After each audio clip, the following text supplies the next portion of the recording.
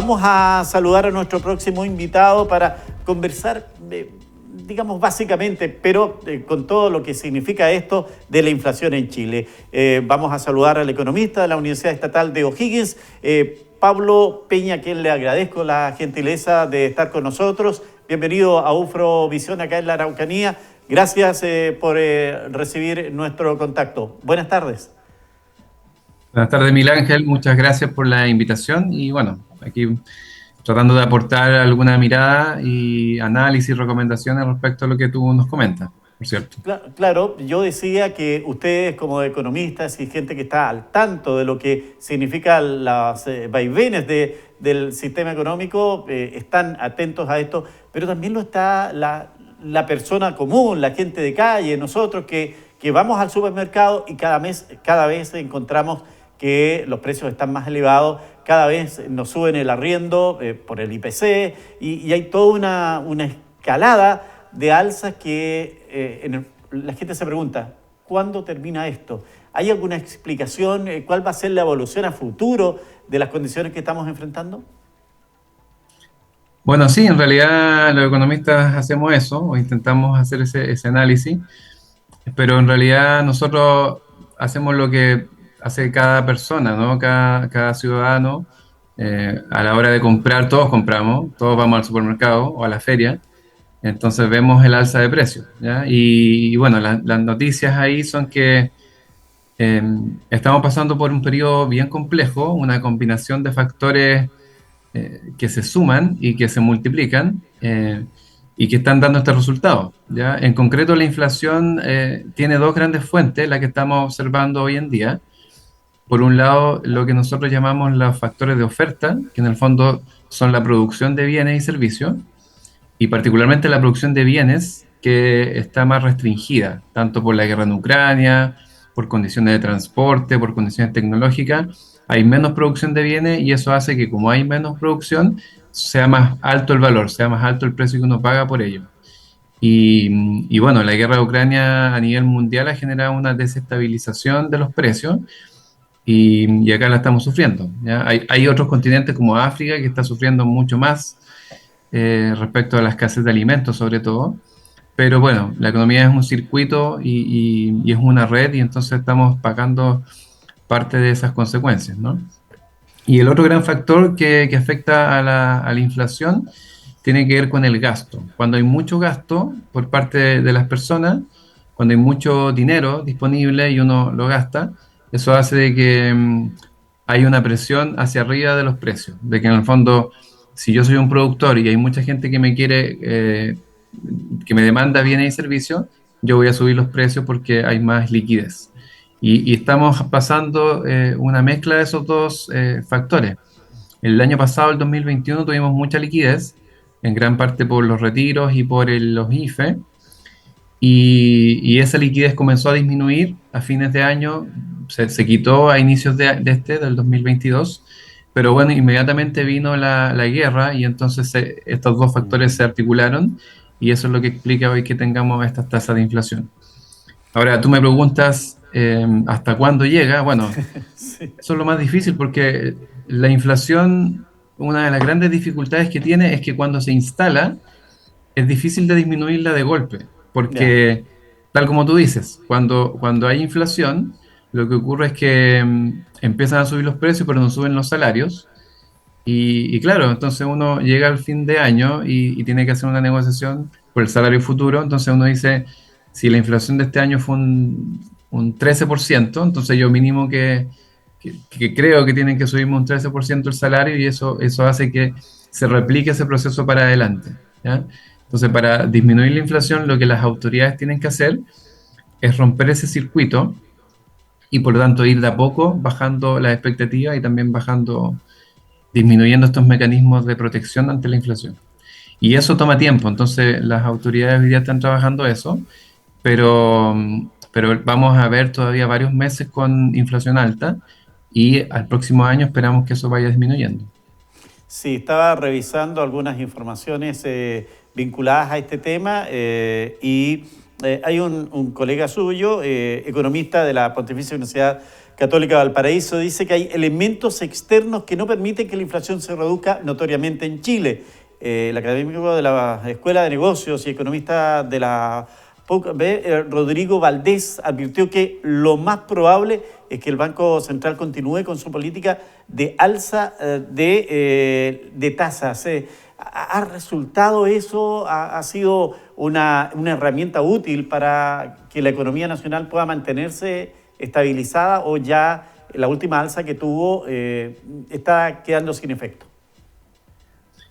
Mira, las alzas de la tasa de interés es un mecanismo clásico para restringir el gasto, porque cuando tú subes la tasa de interés, lo que estás generando es que los bancos, cuando prestan dinero eh, en créditos o simplemente en los avances de tarjeta, eh, todos esos mecanismos que son de préstamos de crédito, se hacen más caros y por lo tanto la gente pide menos crédito y eso hace que se disminuya el gasto.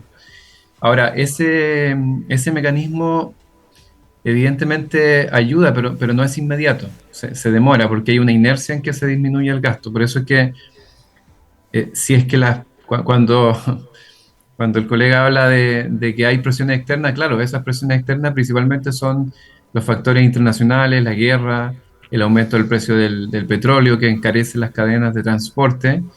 Y esos precios van a seguir altos. Entonces, mientras esas condiciones no se resuelvan, vamos a tener esta presión respecto a la inflación.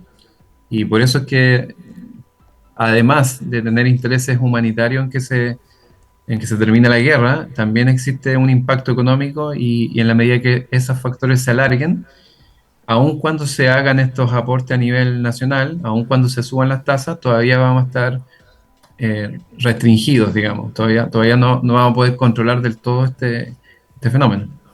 Sí, estamos revisando unas imágenes ahí que apoyan la conversación, que son del Banco Central, que es un tema educativo, y me recuerda algo de una frase que escuché durante la semana en la Vega Central, en Santiago, donde Andel dijo, alguien de los feriantes decía, cuando la situación económica está buena en Chile, la gente no viene a la feria. Cuando la situación económica no está buena, es la gente que se volca precisamente a estos lugares. Y tiene mucha razón, porque la gente comienza aquí lo podemos ver en frutas, verduras, por ejemplo, salir del supermercado, salir del retail, que evidentemente es más cara. Ahí se compra por calidad, ¿cierto? Por el color y todo eso, pero cuando no hay lucas, en definitiva, hay que buscar lo más conveniente. Correcto.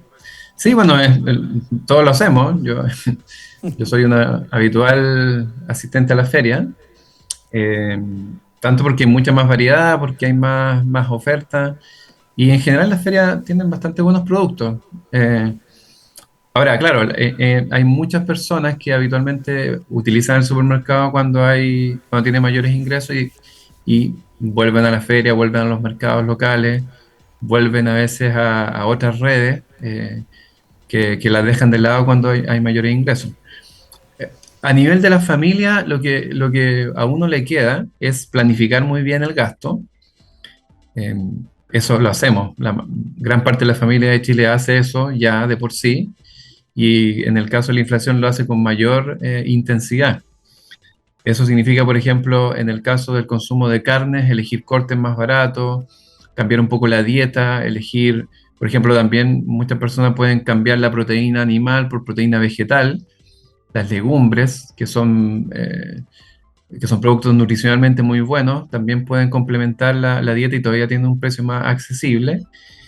Y también con la fruta y verdura. También yo creo que hay que tratar de priorizar, por ejemplo, productores locales que no pagan cadenas de transporte tan largas y que también pueden ofrecer sus productos en estas circunstancias.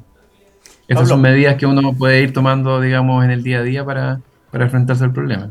tengo varios comentarios y consultas. Una de esas me la hace Walter, me dice, ¿ha sido beneficioso los tratados de libre comercio con respecto a lo que nos hace más vulnerables en la volatilidad mundial y dejamos de producir insumos básicos, ya que es más barato importarlo de afuera? Y yo aprovecho también de preguntarle, el boom, la llegada de estos malls chinos que nos hacen más fácil en la vida, y es verdad, trae una cantidad de productos a un precio también bastante rebajado.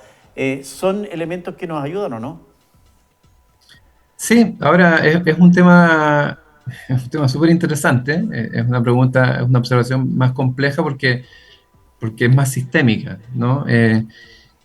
Primero que todo, la economía mundial hoy funciona de manera interconectada y digamos que es más o menos imposible separarse del mundo. O sea, por ejemplo, nosotros estamos hablando ahora a través de Internet, en un computador en mi caso, que ha sido elaborado íntegramente fuera de Chile. Así es. Y en la medida que nosotros nos aislamos, perdemos el acceso a esos recursos. No podemos aislarnos del todo, eso es una realidad, digamos, y en la medida que la economía se inserte de mejor modo, eso permite acceder a más bienes. Ahora bien, yo creo que el comentario que es súper, súper pertinente, y yo creo que es una mirada de política de más mediano o largo plazo, es respecto a cuál es nuestra matriz productiva y cuáles son estos conceptos, por ejemplo, el de soberanía alimentaria, cómo los países y las regiones pueden planificar qué es lo que van a producir al interior y cómo hay quizá una matriz básica de alimentos que se producen al interior del país. Y yo creo que ahí hay mucho que hacer en política. eh, y bueno, en general en política hay mucho que hacer desde el punto de vista de los consensos, porque eso requiere consensos amplios para que puedan ser implementados. Los Sí, países en general, sobre todo las grandes potencias, tienen programas, proyectos o estrategias de soberanía alimentaria, de producción de alimentos, precisamente para evitar este tipo o para contrapesar este tipo de fenómenos que igual se van a dar, porque la economía, insisto, está conectada a nivel mundial y no va a poder salir de ahí, pero sí podemos complementar o reforzar esas estrategias que son más de mediano plazo. claro, uno se da Claro. cuenta en estas condiciones, en estos momentos de crisis, que, por ejemplo, por dar solamente un elemento, el trigo. Chile lo que cultiva tiene el 50% del consumo interno y el resto tiene que comprarlo necesariamente al exterior. La pregunta es básica, ¿por qué no se puede producir más? Y el agricultor me dice, lo que ocurre es que estos cultivos son anuales. No hay posibilidad de hacer 2 veces al año el proceso de tener producción cerealera. Entonces, no es fácil el tema para nuestro país, ¿eh? Claro que no, es complicado y yo creo que ahora hay cuestiones que son tecnológicas, en el sentido que se puede invertir y se puede adaptar los cultivos a otro tipo de ecosistema, pero aún así hay límites a ese proceso. También yo creo que hay lecciones que sacar a toda esta experiencia. También hay las naciones más industrializadas tienen subsidios a los productores, sobre todo en productos básicos como el trigo, el maíz, la cebada, los cereales en general, que son parte bien, bien importante de la dieta, no solamente en Chile, sino que en gran parte del mundo. Entonces, hay posibilidades de apoyar en algunos productos de manera seleccionada que el país quiera desarrollar o producir de manera autónoma y que le permitan enfrentar estos procesos.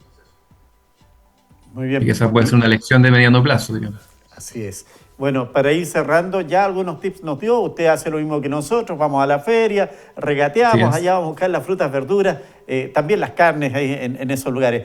Hemos escuchado cómo ya hay algunas cajas de compensación que entregan un mensaje ahí en orden de no endeudarse. Mi vecina cambió el reloj, a lo mejor podría ser, pero si el que tienes te sirve, ¿para qué lo vas a cambiar? Mensajes que nos hablan a que los tiempos son de vacas flacas y por lo tanto hay que ahorrar. Así es. Sí, hay que ahorrar.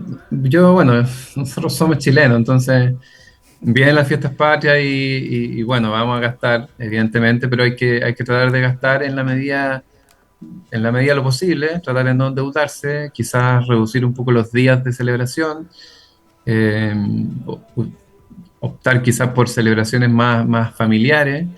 Y después vienen las vacaciones, también es una época de harto gasto. También uno puede recomendar restringir los gastos en turismo o salir quizás, el viaje que estaba pensando hacer fuera del país, quizás restringirlo porque el dólar va a estar más alto. En general tratar de obviamente satisfacer necesidades básicas, sobre todo alimentación, también de ocio, pero tratar dentro de ese marco de hacerlo con planificación y con el presupuesto que tengamos disponible, sin endeudarse. Muy bien. Quiero agradecer al economista Pablo Peña de la Universidad Estatal de O'Higgins la gentileza de darnos este tiempo para conversar de un tema que no es menor. La gente entiende que su platita está más compleja que hasta hace algunos meses, así que hay que ir tomando en cuenta estos elementos. Muchas gracias y un gusto. No, muchas gracias, cuando quieras.